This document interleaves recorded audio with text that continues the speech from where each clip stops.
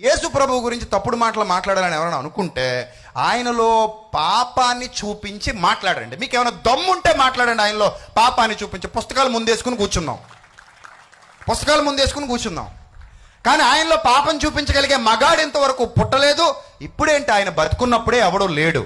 నాలో పాపం ఉన్నదని మీలో ఎవడు స్థాపించగలడని అడిగిన ఏకైక మహావీరుడు మన రక్షకుడైన యేసుక్రీస్తు. ఆ దమ్ము ఉండాలి పరిశుద్ధుడికి, రక్షకుడికి ఆ మాత్రం దమ్ము ఉండాలి. పాపిని రక్షిస్తాను అని వచ్చాడంటే తాను పాపై ఉండకూడదు. ఆ దమ్మున్నోడే రావాలి. ఆ దమ్ము నా యేసుక్రీస్తులో టన్నుల కొద్ది ఉంది. మరి నీకేమైనా ఉంటే చెప్పి తెచ్చుకో, మాట్లాడదాం, అప్పుడు మాట్లాడదాం. అదేముండదు.